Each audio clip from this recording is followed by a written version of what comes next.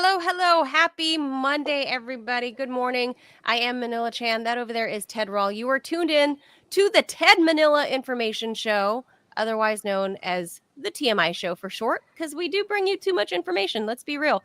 Today, we're going to do a little different of a format because we're bringing our buddy Mark Sleboda on for the full hour because, Ted, I think the full hour is warranted around this whole crazy Oval Office explosive meeting. So I think we need that time. And then, as I predicted on my Friday podcast, Ted, that Zelensky was going to go rapping on the doors of 10 Downing Street immediately after this. And sure enough, he was there. And of course, the Elysee Palace. Elysee Palace went to 10 Downing because, you have to go kiss the ring at they wherever Zelensky takes it.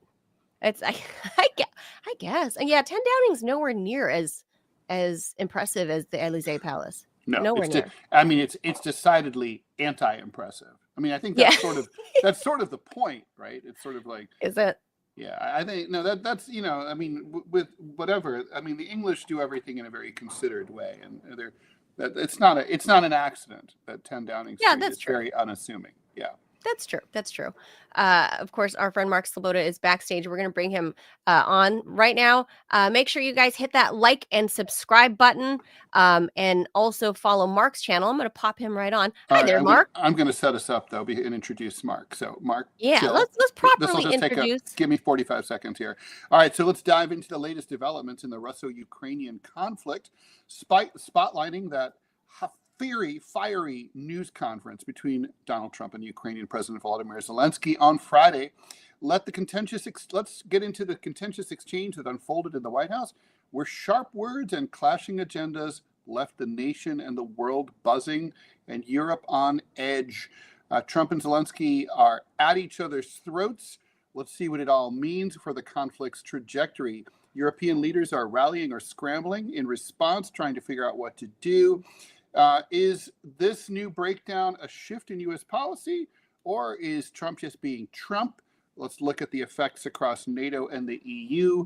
And there's probably no one better to talk to about this than Mark Sleboda. He's an international relations and security analyst. You can follow Mark on Twitter at Mark Sleboda1, at his YouTube channel at The Real Politic with the C and a K with Mark Sleboda, and get him over on Facebook at facebook.com/Gramsci, GRAMSCI. Thanks, Mark, for joining us on the TMI Show. Ted, Manila, thanks for having me. It's always an honor and a pleasure to be on the TMI Show. So, Mark, did you watch on Friday, or did you watch the playback, or did you watch every news feed on every social media website ever in the world that all they talked about on Friday was this meeting? I was not watching it live. All right. I first saw some clips, and then I saw some more clips, and then I saw the 10-minute clip. And it wasn't until the next day that I actually watched the entire 50 minutes, which I think are crucial because I changed my initial assessment. Totally. Of what I went through the same exact process as you did, Mark. Go ahead. But I think we can safely sum it all up and simply say, censored for YouTube, it was a feces show, right? It was a big feces show. Yeah. Big steaming pile, Mark. Big My initial assessment after just watching the 10 minutes, right, that a lot of people saw was that J.D. Vance and Trump were tag teaming Zelensky in what seemed a very comfortable way, and that this was a setup, right? Yep. That this was like an ambush. Yeah. And that's what a lot of the Western media went with. SNL went with that. In the aftermath. Yes. But when you watch the entire 50-minute show, totally different. And I call it a show because it was, prime entertainment. Let's be clear about this. This might have been the best performance of Zelensky's life. Better than a Nora, let me tell you that. In a comedy role, right? Better than Servant of the People. That's for sure. If you've ever seen his I have. his show where he played the president of Ukraine before he became the president of Ukraine. After that, it became clear that actually for the majority of this lengthy conversation, all conducted in front of the press and largely to the press, 40 so minutes of it was more or less amicable, right? Especially the beginning. Unusual. Sure. Yeah. But in this last 10 minutes, I mean, Trump had even said, we're going to take one more question and then we'll go. And they were going to go out and sign or this quote unquote mineral deal nonsense, this political gesture. And then they were going to have lunch and there would probably be a second press briefing. That was it. And Zelensky would have been out of there with having papered over a lot of the tension that had been building between the and he'd have a full stomach. He wouldn't have missed lunch. Yeah, I saw the menu. It didn't look that great to me. But anyway, it was reported afterwards, right afterwards, that because the lunch was not going to be eaten by Zelensky, the White House staffers would eat and enjoy. So that's where I saw the. I hate to see wasted food. That's just my mom talking to me. I agree. Yeah. No disagreement. Yeah.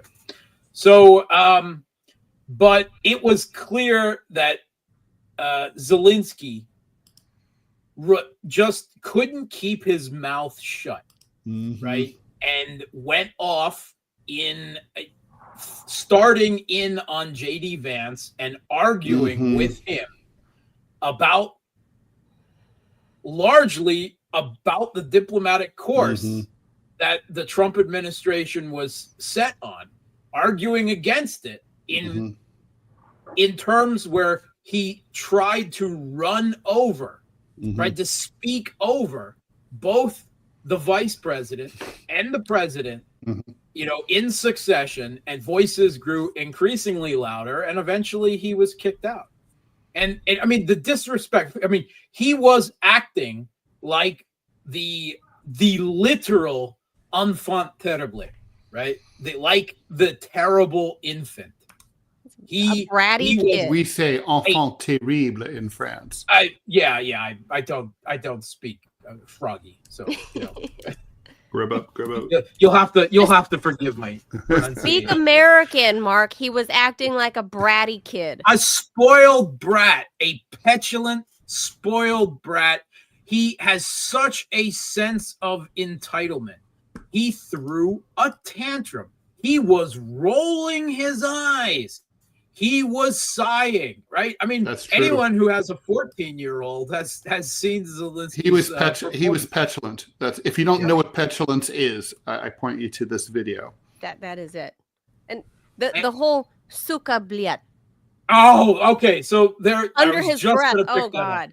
Yeah. So in English, there's about 7 curse words, right? And you more or less hear them in every school playground and every single Hollywood movie, right? In Russian, swearing is quite different, right? Swearing, there is a high intensity, verbiage for this. It's called mat, right? And it is so much more offensive and intensive than cursing in English that you really can't believe it. And what's more, there's so much of it. There are entire dictionaries of mat. So right? It's like having 100 words for snow if you're Inuit. Yeah. Right. And what's more than that is, while it is considered offensive, it is also considered kind of an artistry to swear creatively and profusely, right? It's a big thing in Russia. Again, it is something that you never expect to hear out of your politicians' mouths. I mean, even with the changes in the modern day, it is considered foul. My wife won't let me learn any mat. I mean, she's dead set again. She'll swear in English like a sailor. And having been a sailor, I can attest to that, right? But if she catches me saying anything, and suka bliat, right? How to for the YouTube censored office. Under his breath, when JD Vance started arguing back to him, he muttered in what you can hear something, right?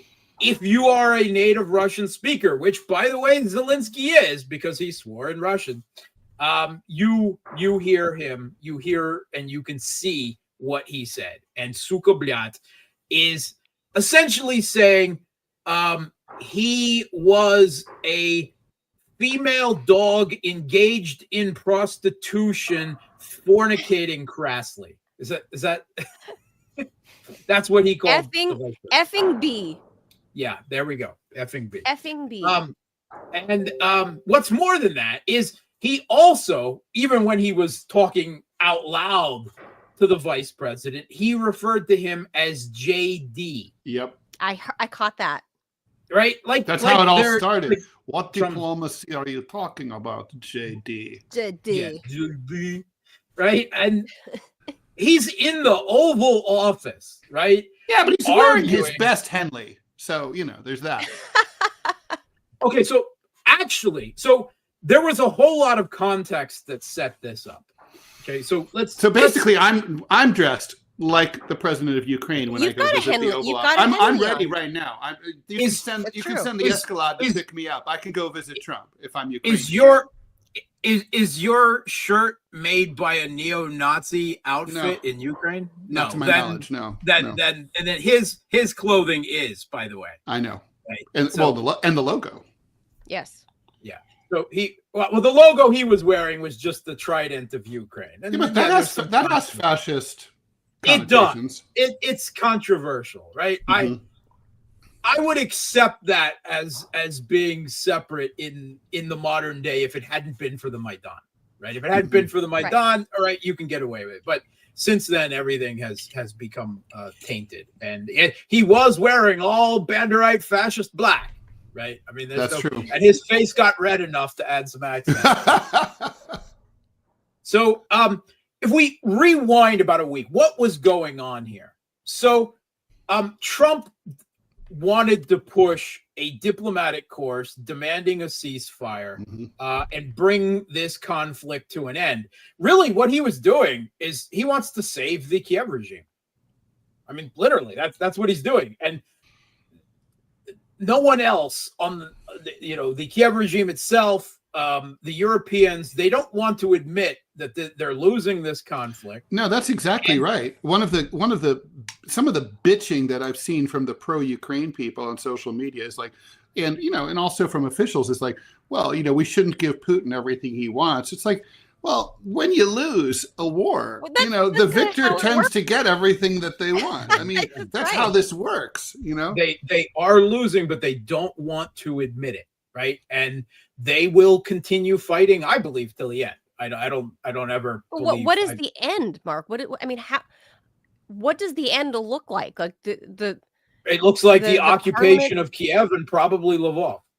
And then there will still be a guerrilla war afterwards. Yeah, you and I disagree on this, but that's okay. Yeah, we disagree. I mean, Putin doesn't want that, right? I mean, he doesn't, but he doesn't have any choice. Isn't it yeah, but I mean, in a way, like there's been reporting about 9 days ago that inside the White House there was a desire to fire Zelensky, basically, that they're done with him, that Zelensky's in the way of a peace deal.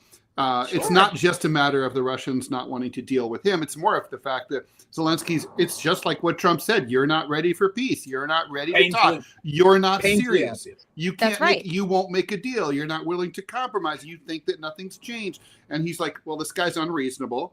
So we can't have, and obviously he has his take on Putin is that Putin is comparatively reasonable. So he's like, I've got one guy who's ready to talk and I like where he's at. I got the other guy who's not willing to talk. So let's get rid of him. He's a pain in the ass anyway. He's an arrogant little pipsqueak. And let's get someone else, some other Ukrainian who can, who's willing to make a deal. I think it's that simple. You think that's simple? How do you do that, and who replaces him? Well, I mean, maybe right. I mean, what right now, if I'm Ukrainian, not that they have a democracy, small d democracy, but if I'm Ukrainian, what does Volodymyr Zelensky bring to me and my country? The only thing he brings is he can get weapons and money from the U.S. That's it. Well, now if he can't do that, what good is he? I mean, what is the point of him? Like, don't need him anymore, right? Like, go to Como and retire. People, like their opinion has mattered. And power brokers in Ukraine. Yeah. Yeah, it has nothing to do with democracy, right? I mean, this is a regime, right? It is a Banderite fascist regime. But even fascist regimes have to have popular consent. No, they have to have They have to have not active dissent, right? And they achieve that by having complete control of the security, you can't military. Only rule with fear, though, forever. You know, even Nazi Germany was concerned about public opinion.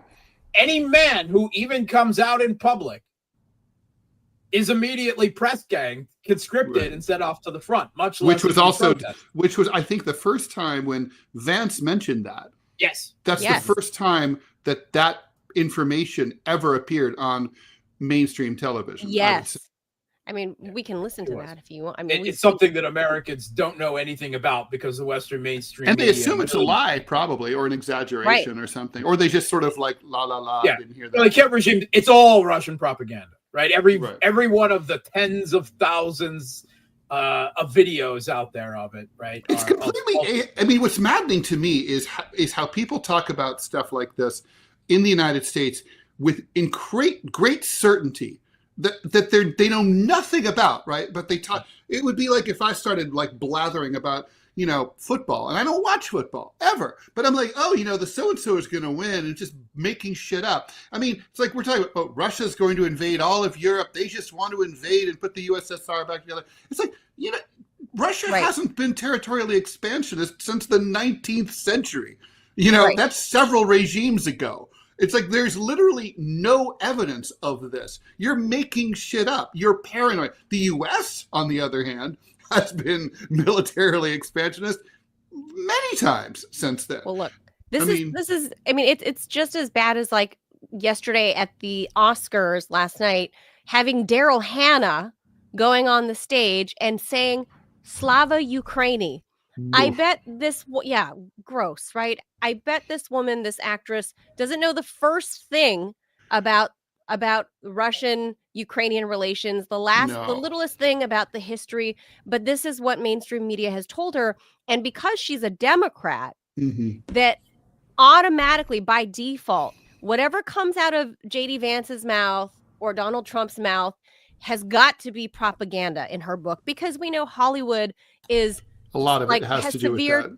TDS. So no matter what comes out of their mouths, it's going to be fake. If Trump embraced kittens and puppies, Democrats would say that all kittens and puppies are kittens and evil. Puppies. Yes, it's kill true.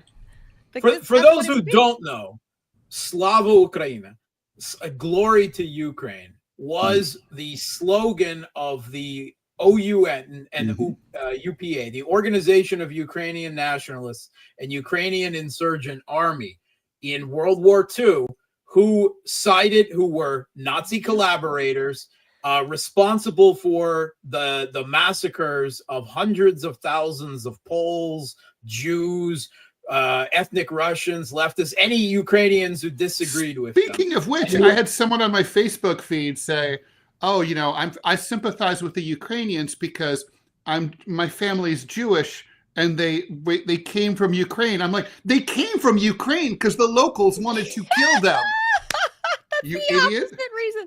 Yes, it's like the exact opposite reason. Yeah. Well, let's listen to the vice president and what he actually said before Saturday Night Live and the Oscars and everybody started twisting what he said.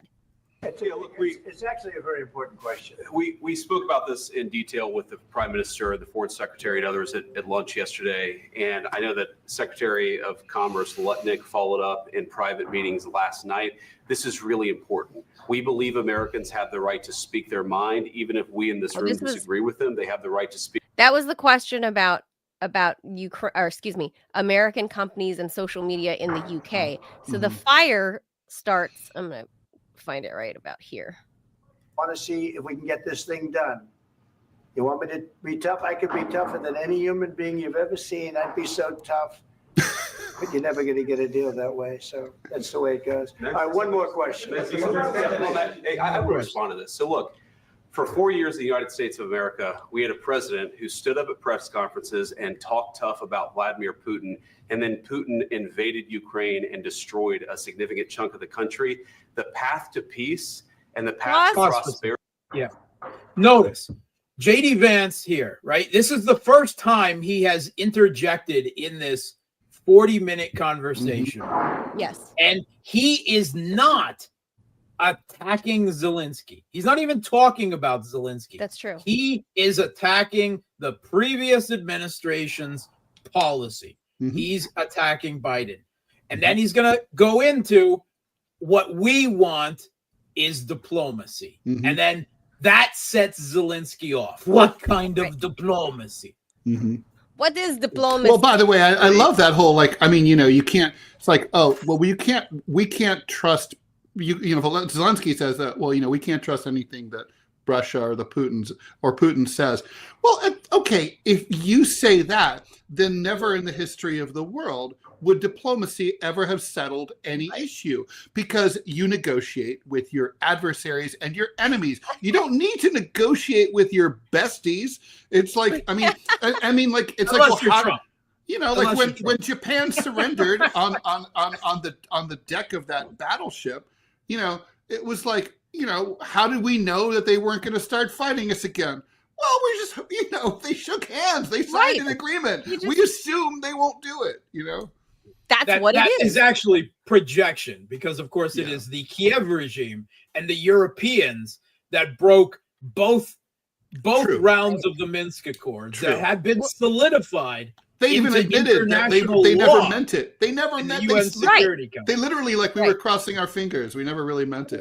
Right, we tricked Putin into it. Right. Okay, let's finish Vance. Is maybe engaging in diplomacy. We tried the pathway of Joe Biden of thumping our chest and pretending that the president of the United States' words mattered more than the president of the United States' actions. What makes America a good country is America engaging in diplomacy. That's what President Trump is doing. Can I ask you? Here we go. Sure. Yeah? Yeah. Okay. So he occupied our parts, big parts of Ukraine, part of East and Crimea. Parts of the East in Donbass that had been shelled by Kiev for the past 10 years. But who's counting, Mark? I mean, you know, to quote Robert Heinlein, right? I mean, war solves a lot of problems. People say that violence doesn't solve anything. And one problem after 1991 was that a lot of Russians were on the wrong side of that border between Ukraine and Russia. And now that problem is largely solved by this war. I mean, really, truly, I mean, if magically Putin and Russia were like, okay, take it back, all of it, including Crimea, then Ukraine has a problem, right? They have a restive population in the East and in Crimea who don't want the Ukrainian government there. Right. They're pissed. And they're going to have like guerrilla warfare. They're going to have, you know, it wouldn't be good. I mean, in a weird way, I mean, this does solve a problem for Kiev as well. Yeah. Yeah. And who's counting? On 2014. So during a lot of years, so I'm not speaking about just Biden, but those time was Obama, then President Obama, then President Trump, then President Biden, now President Trump, and God bless, now President Trump will stop him. But during 2014, nobody stopped him. He just occupied and took. He killed people. You know what the contact 2015. 2014. 2014 is 2014. Yeah. So I was not here. Yeah, but, yes, but during 2014 till 2022, the situation the same. The people are been dying on the contact line. Nobody stopped him. You know that we had conversations with him, a lot of conversation. They're dying because Kiev was shelling. We signed with him. Me, you're the president. In 2019, I signed with him. You're like you murder your parents and complain you're an orphan. Macron and Merkel, we signed ceasefire. Pause Ceasefire. All of them. Pause it. He's talking about a ceasefire affiliated with the Minsk Accords. that both he, Merkel, and Macron have all come out publicly and said they never intended to fulfill the Minsk Accords, that they were simply they were playing for time to build up a powerful military in Ukraine. They've all admitted it, right? They have all admitted it. All three of them, including him. And now he tries to present it as we can't trust Putin. Oh my God, that is like I bet Putin's a calm guy, but if he lost his temper, I bet he was throwing things at the TV when Zelensky was saying that.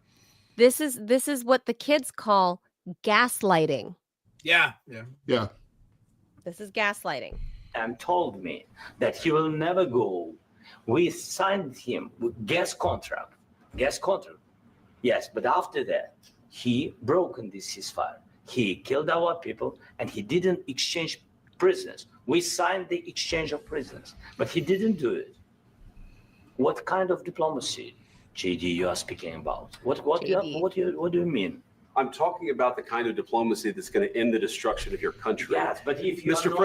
President, with respect, I think it's disrespectful for you to come into the Oval Office and try to litigate this in front of the American media. Right now, you guys are going around and forcing conscripts to the front lines because you have manpower problems. You should be thanking the president for trying to bring it into this conflict. Have you ever been to Ukraine that you say what problems we have?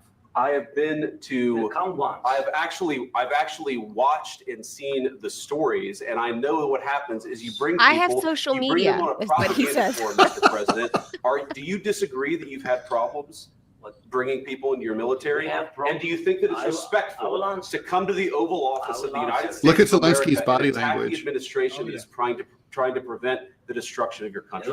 A lot of questions. Let's start from the beginning. Sure. First of all, during the war, everybody has problems, even you, but you have nice ocean and don't feel now, but you will feel it in the future. Yeah, because Putin's coming for New York. You will not have war. Here comes the silverback. Well, the Russian food will get a lot better. Don't tell us what we're going to feel. I'm not telling you. Because you're in no position to dictate that. That's exactly what Remember you're this. You're in no position to dictate what we're going to feel. We're going to feel very good. Feel influence. We're going to feel very good and very strong. You will feel influence. You're right now not in a very good position. You've allowed yourself to be in a very bad position, and he happens to be right about it. From the very beginning of the war. You're not in a good position. You don't have the cards right now. With us, you start having cards. That's right now, undeniable. You're playing cards. You're playing cards. You're gambling with the lives of millions of people. You're gambling with World War III. How is any of that wrong? That was all true. When have we ever seen an American president express that concern? I mean, yay. So Zelensky is openly arguing with Trump and with the president and vice president of the United States in the Oval Office in a meeting, right? A public, what is essentially a photo and press op for the signing of a mineral deal, with the understanding that this mineral deal is what the Kiev regime is going to get in place of explicit security guarantees, which Trump is not willing to provide the Kiev regime, which, by the way, Biden never provided the Kiev regime either. Right. And that being settled and giving the U.S. a vested economic interest in Ukraine, no matter how real those minerals actually are and how much profit and wealth there really is there. And, the fact that this document is it's a statement of intent. It's not even a real deal. Right. It's a deal memo, really. It's a political gesture more than anything else. But the idea was in order to go through a diplomatic process that, of course, would result in unfavorable terms, i.e. not complete victory for the Kiev regime. The Kiev regime was demanding security guarantees. What they wanted was a promise. They wanted U.S. and European troops on the ground in Ukraine after a ceasefire And then if the war just happened to start up again, because I don't know, someone on the Ukrainian side, the Banderites started shelling Russian territory again, right? Then the U.S. would be at war with Russia. This is what they were. This was what this was all about. False flags, Mark. False I mean, flags. just like the Chernobyl thing out of nowhere. That oh no, the Russians are bombing Chernobyl. They've done it like 3 or 4 times throughout the war. Yeah. This is why the U.S. is not willing to provide those security guarantees. So, and Zelensky thought when he proposed this nonsense minerals deal, which first of all, Russia has most of the territory that Ukraine has minerals, and second of all, they've blown Ukraine's supposed mineral wealth out of all proportion and rationality. Right? It's not some treasure trove waiting to be exploited there. Now, the terms of this deal are exploitative, right? There's no question about this. But what Trump was saying is you get implicit security guarantees, right? That because America will have a vested interest and because there'll be American workers on the ground exploiting these resources, that no one will dare attack them. Okay, well, that's nonsense. But the Europeans, particularly Boris Johnson, convinced Zelensky to go ahead with this. And also explicit with this deal is that Trump is recognizing that Zelensky is the president of Ukraine, right? Because if he has the power to sign this document, right, you would hear the calls for elections in Ukraine go away, right? Because they just, how could you turn on him after you've just, so this is legitimizing him. This is another thing they were going to get out of it. And the Europeans assured him, right? They said, all right, the U.S. won't give you explicit security guarantees, a promise, but we will play to Trump. We will promise to put our troops on the ground in Ukraine as a reassurance force. And that will satisfy Trump's demand that we have to carry the heavy share of the burdening. But we will demand that for our security guarantees, that the U.S. give us security guarantees, because our militaries are so weak that the Russians would run over them, much faster. As George Galloway always says, that the UK's military is hardly enough to fill a stadium. It's a joke.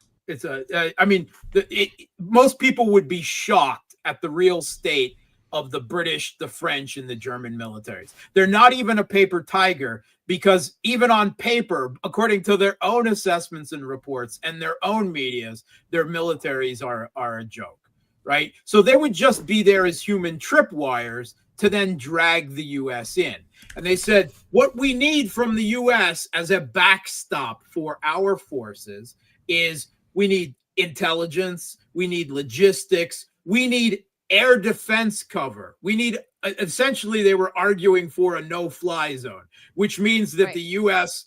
Air Force would have to divert hundreds of aircraft to Ukraine and engage in an air war over Ukraine with Russia. This is what is all, contained in this, right? And that would be the security guarantee that would draw the U.S. into the war directly, whether Trump wanted it or not, right? And Trump blew off Macron and he blew off Starmer, right?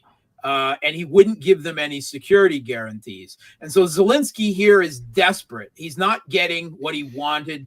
Macron couldn't get it out of him earlier in the week. Starmer couldn't get it out of him. In fact, Donald Trump asked Starmer point blank at one point, so can you take on the Russians on your own?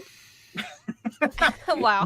Cue the room and Starmer giving a nervous laugh. So they thought they were going to snowball Trump here, and Trump was having none of it. And Zelensky was getting panicked and desperate. And he's got this sense of entitlement that says he should get what he wants. And why not? Because for the last 3 years, every time he said he wanted something and he was told no, he'd keep begging for it and eventually would get it anyway. So that's what he did. Only he did it in front of cameras and the press when he had been told explicitly, and the White House has been clear about this, that they were told that this was just a photo op and a signing ceremony. They were not here to re-argue something that has already been settled on. There's not going to be any security guarantees. There is going to be a diplomatic path forward, but Zelensky couldn't let it go. And he tried to guilt trip the president of the United States and the vice president in the Oval Office. And shame him in front of the media. In the media and the world.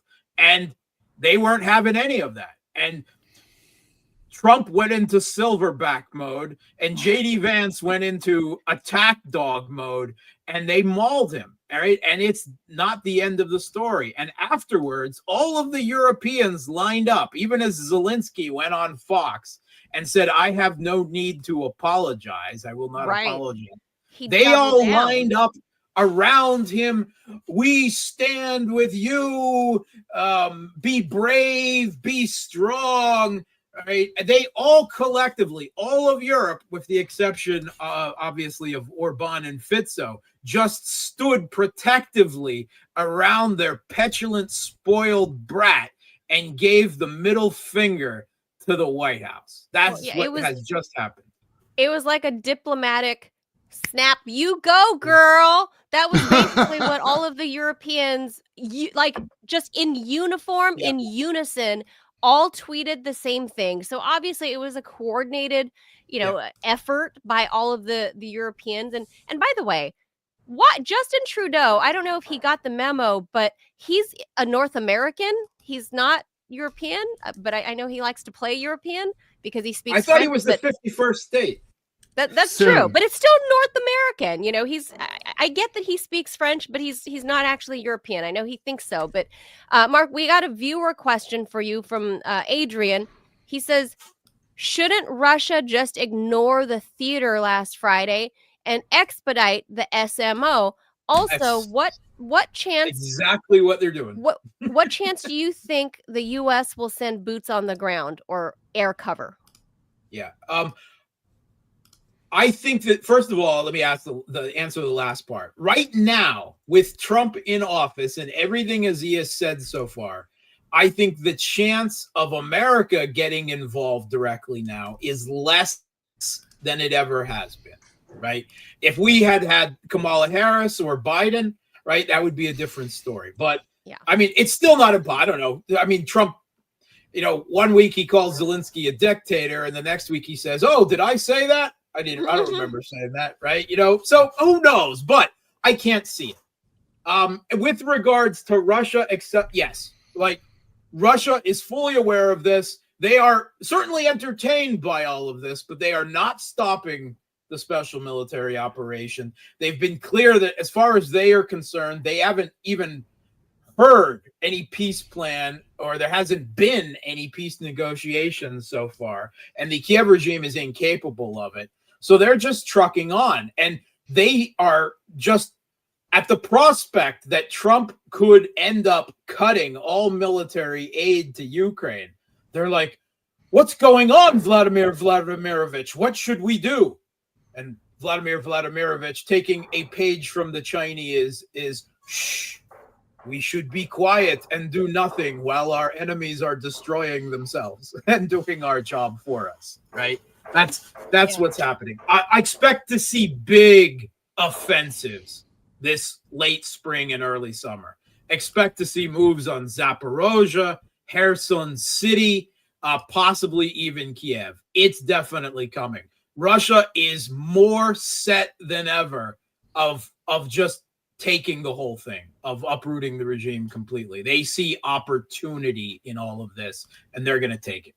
They're not going to let this regime survive, because if Trump, saved it, if they were sensible enough to let Trump save them, then Russia and Ukraine's security problem would just be kicked down the road. Right? Well, what about U.S. backing and funding? I mean, it does look like, that's going to be severely curtailed, right? Well, I mean, it hasn't as of yet. Nothing's changed. As of an hour ago, Zelensky was just telling the press that U.S. military aid is still being received in Ukraine, which doesn't mean that might change, right? We're told that the White House is going to discuss it today. But the Europeans have made clear that even if the U.S. stop, they're not going to stop, and they're going to help the Kiev regime fighting, which they're not going to be able to make up for the U.S., but, I mean, it will still drag it on for another year and a half, maybe.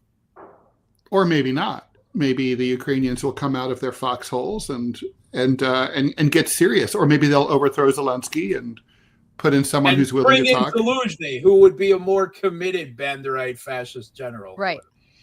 Yeah, I mean, it's not like or Poroshenko. But I mean, people aren't. But I mean, are all the Ukrainians stupid? I don't think so. Right? I mean, they must. No, see they can see the writing on the wall. Politically repressed. There are no opposition parties. They've all been banned. All their leaders have been hunted down. Thousands of Ukrainians have been assassinated by the regime for daring to not agree with their political course of the country since 2014. There is no organized resistance in the country because there hasn't, they've stamped it out so completely. Anyone who sticks their head up and so much as snaps a picture of one of Russia's drone or missile strikes immediately gets sent to the front or prison or possibly both. There is no ability to resist on the ground. You have to understand how jackboot thugged Ukraine is at this point. Because even if the Democratic Party, right, Mark? There's no, for example, the Democratic Party here back home, there are no horses left in the stable. They're scrambling right now after the 2024 elections to figure out who's next to bat, right? They don't have anybody right now. So, and there's nobody left in Ukraine that can stand. There's not even any opposition parties in Ukraine, right? There are only minority parties. What about the guy that just tweeted this weekend? I forget his name, but he was calling for new elections and for Zelensky to step down. He's an MP, but is that? I mean, I felt like he's when I read that, he's an ex-MP and he's in prison. I didn't know that. Yes, I did not know that. Okay, how's he getting his message out then? What? How's he getting his message out? I mean. People do tweet. I mean, Navalny was tweeting from prison all the time, right? I mean, that does happen. I mean, I'm sure now he will not have that access, that he had it before. But people do get their stuff out, right? I mean, it was tweeted to his account. It doesn't mean that he typed it, Oh, gotcha. Yeah. Well, yeah, because we see locked up political prisoners all over the world. Yes. Get their messages out through their people or their lawyers or whatever. I mean, how is the PKK leader who's been in prison since 1999 calling for disbanding the PKK from behind bars and tweeting, right? So that's fair. Yeah. I think Robbie had a question also. I think I'm going to pop producer Robbie on there. Robbie. Howdy. Yeah, so I have a little bit of a different take about this whole theater that happened on Friday. I think that Zelensky knows that politically his goose is cooked when it comes to Trump. So I wonder if the reason why he put on that show in front of the press pool was to get political meat for the never Trumpers, the neocons, and the Democratic and Republican parties to try and force Trump through Congress to continue the support for the Ukraine war. What do y'all think about that? I don't think it was a performance. Like, no, there was what he was trying to argue. And yes, there might have been an intention in the fact that he was arguing to do that, but it was only knee jerk. It wasn't like this was some plan. I think it was a Hail Mary. If you see the face of the Ukrainian ambassador face palming and crying just a few feet away as all of this is going on, and Yermak keeps stabbing his own hand with his fist as it's happening, right? this was not. This was unintentional in what happened. It obviously was. Zelensky he lost it. He lost it. He couldn't control his own sense of entitlement and I think that's right. Panic. Gotcha. I think that's right. I agree with Mark. I don't think any of this was staged, as even though the mainstream Western press is trying to present it as such, that, like Ted pointed out earlier, that SNL did a whole skit about this, that they, deliberately sandbagged him in front of the press. I don't think that was it at all. I think no, I thought that at first, but once I saw the full thing, it became clear. By the way, there were questions from the press that followed this widely reported exchange, right? And it went on. This event went on for quite some time after this explosion. But you could sort of see, everyone trying to normalize things. But Zelensky looked absolutely shocked. He was pissed. Yeah. Well, I think he was stunned. Yeah. That all three: shocked, stunned, and pissed. Yeah. Yeah. I mean, for me, the most telling thing that I got out of it was there towards the end, Ted was just now talking about, was when Trump, when he started kind of revisiting the whole Russiagate scam, and he said, Putin went through all this crap with me. I mean, we were in this together. But they're doing that now. No, you can just hear the heads exploding. And so, Liz Cheney this morning, she came out tweeting saying, no, we have to stand with Ukraine. No, Trump wants to just bend the knee to Putin. And my whole question, I mean, let's just assume that Mark is right, that I don't know, maybe Zelensky is having cocaine withdrawals, controlling his emotions or whatever. How is Russia going to deal with Luxembourg throwing its support behind Ukraine? Like, is that creating fear in the streets of Moscow? Actually, I think I've got word right now that the Kremlin is considering an unconditional surrender. I would think so. Well, Mark, Estonia's pissed too. So, Putin better run and hide in a foxhole somewhere. Spider hole. There's an old Russian expression: the dog barks, the caravan passes on. But I'll just ask this question real quick, and I'll jump back off. And I think you had touched on a little bit ago. But do you think that the Russian army will push onto the Dnieper River this summer and maybe to Odessa, or do you think they just keep being methodical? Yeah. So I think that the Russian military is going to be doing multiple things at once because they're capable of it. Even the Kiev regime is reporting about a 200,000 strong new Russian army that hasn't been committed to the fight yet. Right. So I think you're going to see Russia.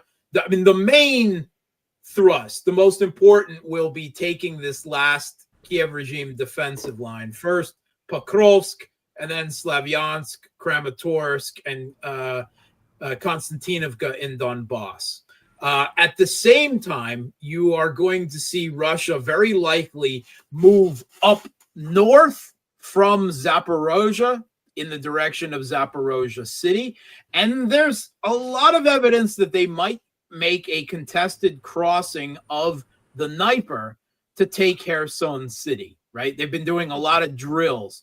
And that will, first of all, help stretch out already way overstretched Kiev regime forces very far. But Russia has a priority of taking Kherson city and Zaporozhye city because it has declared that Kherson and Zaporozhye are part of Russia. So if negotiations get underway, sometime late next year, right, that gets serious, then they want to already have that settled or close to settled on the ground.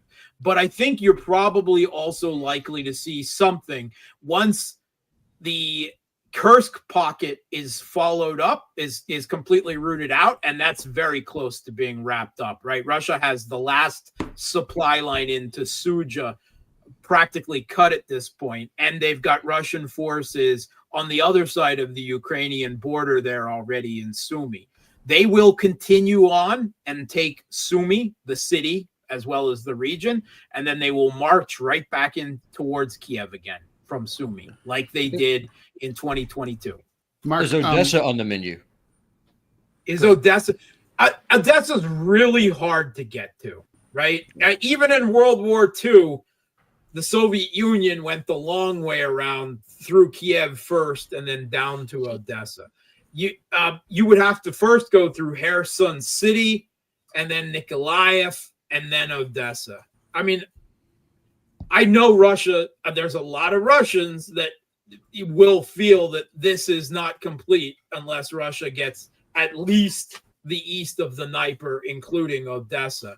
But it is more likely that Odessa, if it is gained, will be gained in surrender terms rather than through a military occupation of Odessa. The geography just isn't for it. An amphibious assault on Odessa would be so costly. Russia just, they don't have, amphibious assaults are always messy and awful, right?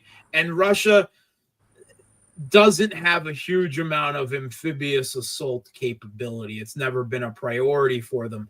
And you might notice that quite a number of Kiev regime's / NATO's attacks on the Black Sea Fleet over the last 3 years have been specifically against troop transports. Mm-hmm. Just saying. What about the relationship, setting aside Ukraine? It seems pretty clear that Donald Trump really wants to have a good, he wants to warm up relations with Russia, right? Would you say that's fair? So Absolutely. And I think it's important to separate these two things, right? Maybe so. Because improving bilateral and diplomatic relations between Russia and the U.S. is happening, and a settlement of the Ukraine is it's not entirely separate, but it is a different course, and one can happen, primarily the first one, without the other. I guess that's exactly what I mean. That was my feeling. I wanted to get your take on that. I mean, It seems like I don't think Trump's going to let. I mean, I think to me the big takeaway of Friday's contretemps is that there's no longer any need for Trump really to worry that much about Zelensky or Ukraine when it comes to the rapprochement with Russia, because he's getting eaten alive. Trump's getting eaten alive by the neocons and the Democrats in the media anyway, as being like, he's sucking up to Putin. So he's got nothing doing to Putin's lose dirty now. work. He might as well go for that friendship anyway and get all the advantages that come with it economically and politically. This is exactly Russiagate 2.0, Mark. I mean, it's been debunked. People know Russiagate is debunked now. I don't think all people. I think people that have really drank the Kool-Aid. My parents don't believe that. I mean, my parents really. A lot of people. No. A lot of people are still there. No, it's still a majority opinion that's true, even though it's false. You have people like Chuck Schumer repeating the narrative, saying, "Oh, well, now Trump obviously is doing his best friend's bidding now. He's doing Putin's bidding. Look at him attacking our European allies." Yeah. But I mean, this again, they're trying. Thomas Friedman. To stop peace. Thomas Friedman in the Times wrote over the weekend that in the almost 250 year history of the United States, there's never been a European ally treated like this. And and I was kind of like thinking, well, first of all, I wrote for the Wall Street Journal, which they're currently editing my piece. I'm pretty sure they're going to run it about Charles de Gaulle and his relationship with FDR, which was worse actually. He hated de Gaulle. So I get into all the details, but yeah, it's like basically this whole like, but this has never happened. Nothing like this has ever happened before. And it's like, but I think at this point, it's kind of, the breakup is now well underway, right? I mean, Trump doesn't have to care about Zelensky anymore. Yeah, Ukraine has never been a treaty ally of the U.S. And the U.S. regularly spies on, I mean, there was the whole Operation Gladio during the beginning of the Cold War, where the U.S. was directly preventing democracy from resulting in leftist governments in Italy and Greece and other European countries. So, and okay, I love the qualifier in Europe because that completely neglects the U.S. throwing the Afghan regime they installed under the bus, the Kurds under the bus so many times that no one can even keep track of, throwing Saddam Hussein under the bus after he had been a proxy that they put in power. The U.S. has Manuel a Noriega. long history. Manuel Noriega, don't forget him. Of tossing Right. its proxies to the side when they're no longer useful. Yeah, I mean, basically, Zelensky has just been treated like a used snot rag, and he's being tossed aside now. It is. I will say that the change in U.S. foreign policy that is occurring between the Biden administration and the Trump administration is the most radical change in U.S. foreign policy that certainly in modern history, perhaps in all of U.S. history. He is taking on the blob. He is taking on the U.S. foreign policy orthodoxy, the deep state, if you will. Right? That's his primary war. He's at war in D.C. Against the blob, against the deep state, the permanent bureaucracy, whatever you want to call that. And it is such a radical change in U.S. foreign policy. Nothing like this has happened before. We don't know what the end of it is going to be, but hey, Chinese curse, we're living in interesting times. Well, Mark, let me, in the last couple of minutes that we're bending your ear, let me ask you about U.S. and the broader EU, real EU, not, and the UK, of course, because they're no longer EU, but barring Ukraine, what do you think this does to the U.S. relations with the other Europeans, including the United Kingdom, when you have Keir Starmer, even though he says he's going to send billions of dollars to Ukraine, and when he went to Kiev about a month or two ago, he signed this 100-year unlimited partnership deal, that's kind of carte blanche. Parliament hasn't even discussed what that deal is going to look like. But what does this do for the U.S. relations with the UK and with the broader EU when these guys are saying they're willing to send boots on the ground in Ukraine? Trump has said, no way, no boots on the ground, and we're limiting funds. But then Starmer comes out and says, right here, he's saying, no, I don't call the U.S. an unreliable ally. When a reporter asked, do you consider the U.S. an unreliable ally? Yeah, everyone's talking about the damage to U.S.-Ukrainian relations, but there is a huge amount of damage occurring to the transatlantic relationship right now. And we're a month into the Trump presidency?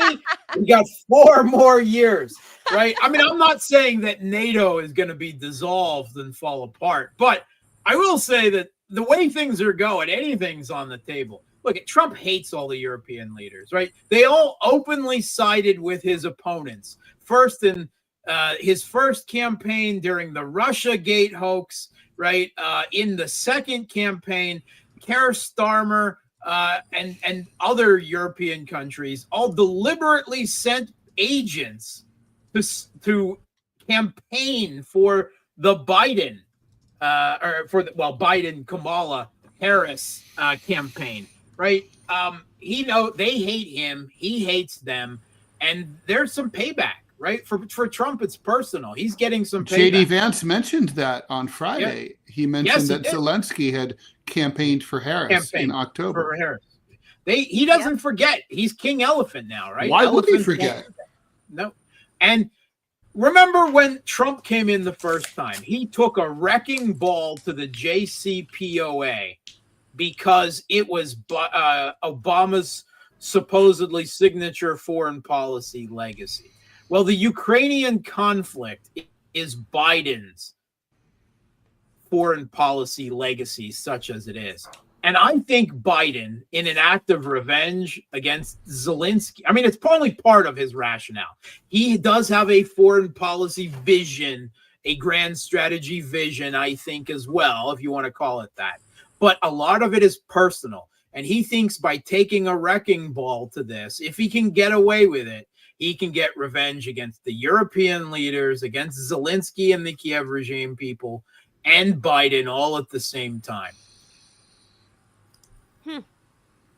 Well, Okay. I think that's what we're witnessing for sure. Is within a month, U.S.-European relations. I'm not going to say irreparably damaged, Mark, because Yeah, the that's a Europeans big know- word.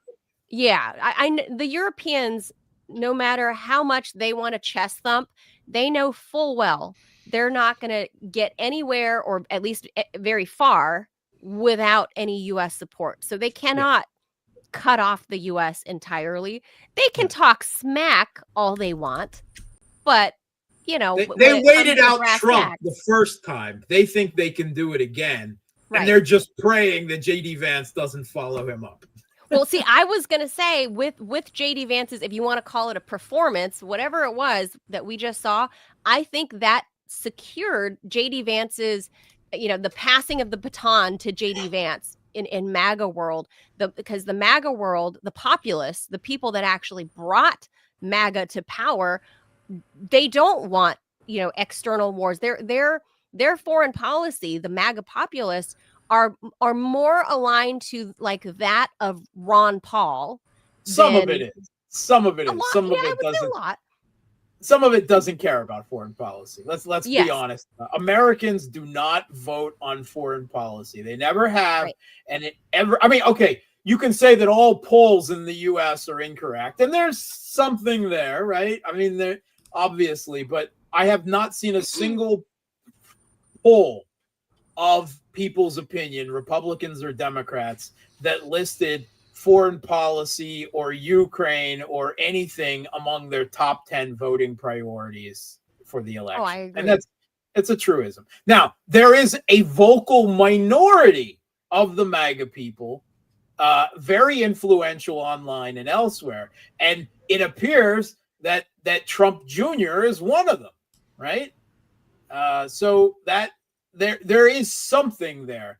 But I think it's always important to remember that if Trump turned around tomorrow and said, we have always been at war with Eurasia, Russia, right? That the majority of the MAGA people would flip on a dime. Sorry. I mean, the ones out there watching this show, I'm not talking about you, right? Because I know there's some MAGA people out there watching this. And of course. Yeah, okay, we don't agree with you on everything. I certainly don't. But be honest that you do not represent the average American or even the average Trump supporter. You're a little step up above. You like to be informed about the rest of the world and care about it. And that is not the perspective that most Americans, when they go to vote. Sorry. That's true. I would agree with that assessment for sure about the average American. We shouldn't project. We all care about this as one of the most important things on our lives, but let's not project our feelings about this onto an average voter unless there's some serious polling information to back it up. Yeah, I think a lot of these people that we're looking at on the screen there, including the one that's not European, Justin Trudeau, I think they're all hoping that the Trump world gets expelled from Washington. Period. Yeah, what I see there is a vampire's ball. Yeah, this is not great. I mean, I attended CPAC 2 weeks ago. Georgia Maloney, she's hidden back there next to Justin Trudeau. Trying to hide. She delivered a video speech. She was invited to speak ahead of Donald Trump. Olaf Scholz, if you look at the positioning of the seats at the table, literally at the table, Mark, Olaf Scholz is on his way out as chancellor. He's got a number of days left, right? They put him off. The heads of the table were Macron and Starmer and Zelensky, and Scholz. Look, he wasn't even in the camera view. They put him off to the side. Like the Germans, even the new guy that's coming in, Merz, he's also Olaf Scholz. More of a hawk on Ukraine, much more of a hawk than Scholz. So, if this message gets out there to the bulk of the MAGA crowd that might be listening, that are more the typical MAGA crowd, let this be their thing, that they understand that if they care about America first, truly, then you don't want American boots on the ground. If you don't want that, then you should tell the Europeans, if this is your war, you want to continue this war, then have at it. You guys should have at it. If this is what you want, spend your money, spend your tax dollars, go have expensive gas prices, go have this war. If this is what you want, you guys have at it. We got our own internal problems to fix. But Article 5! Article 5! All right, Mark. Yes, always appreciate it. Thank you so much for coming on. Thanks for having me. It's always a blast, guys. Always fun with you. And it's a lot of like hard truths, right, that people won't talk about. But so we're a little cynical and funny about it. But, you know, it is what it is. This is the political landscape we're in. And so takeaway is, this doesn't change anything, is what I understand, Mark. This doesn't change anything. SMO goes on. It changes things, but not as much as people might. Probably not as much as people might think. Yeah, SMO is going to go on. Is yes. what I see. So, yeah. I mean, until a deal is signed. But also, Russia and the United States are going to get closer. They are. I think so. Yeah, that's also probably true. Yeah. And who knows, right? Anything could happen, right? And maybe the war will end, and I don't think so. But, you know, anything's – I don't hope, right? I don't do hope. But I think Zelensky's days are numbered, but we'll see. All right. I just would be more afraid that whoever replaced him would be worse and far more competent. That can always and happen. Not throw tantrums in the Oval Office. The history of revolution makes that clear. But anyway, all right. Not that this would be a revolution. Mark Sleboda is an international relations and security analyst. You can follow Mark on Twitter at Mark Sleboda1, on his YouTube channel at The Real Politic with Mark Sleboda, and find him on Facebook at facebook.com/Gramsci. Thanks, Mark. Thank you, Thanks, Mark. guys. All right. So, I mean, I feel bummed out that going into the weekend, Ted, I thought we saw an end to the war, and I'm not so sure anymore. Mark is a very smart man, and he might well be right, but I could be right too. I think look, the thing is, the U.S. economy and its military has been financing the Ukrainian side of this war, and that's going to come to an end. And when that comes to an end, I mean, look, let me take you back to 1974, when Congress cut off the funding to South Vietnam. That's how the war came to an end. It wasn't the peace conference in Paris people always talk about, or Henry Kissinger and his Nobel Prize. It was about basically they cut off the funding, and and obviously at a certain point they just didn't have as much materiel to fight the North anymore, and that was it. And then they were overrun. That's exactly what will happen here. I hope that part is right. I just read, I believe, from the AP this morning that the Europeans are saying they're going to produce like all kinds of stuff within the European Union. This is what it is, Ted. It's a big freaking contracts deal to launder money for the military-industrial complex, and now they're saying they're going to do it, outside of the U.S. and it won't be American arms. They don't have manufacturers. Look, to bring up Hitler again, one of his things that he failed to calculate was, and when he was told by his generals who had visited the United States, you don't want to drag the U.S. into the war. You have no idea about their industrial capacity. It's just immense. It's impossible for us Europeans to compare. And that's still true, right? So, I mean, the UK and France have formidable militaries, for countries that size. But compared to the U.S., it doesn't even come close. It's a drop in the bucket. The U.S. assistance has had the Ukrainians barely hanging on and losing, really, like slowly losing. So you take that away. And it's not like the French and the Brits and the Germans haven't already been sending material to the to the Ukis. they've already a lot. I mean, pretty much the same amount as we have. So without us, I mean, the Ukrainians are done. They're going to have to sue for peace. That's it. And I think the thing is, the good news is, I think the Russians will give it to them because they don't want to occupy all of Ukraine. It's a pain in the ass. They just want they want the parts. They just want the Donbass and Crimea, and then they want no NATO. That's it. Right. And they'll get it. Things. So yeah. It's just. I mean, a the matter interesting of thing is, I'm less optimistic. People who are upset about Ukraine having been invaded, like, oh, one country shouldn't invade another country, blah blah blah blah. It's like, look, if you really take emotions out of it, what Russia is asking for is perfectly, eminently reasonable. I mean, sort of objectively, Russia should possess the Russian ethnic-dominated places in Ukraine that should have never been in Ukraine, in the Ukraine SSR in the first place. They just should. Not joining NATO, that makes the world safer if Ukraine's not in NATO.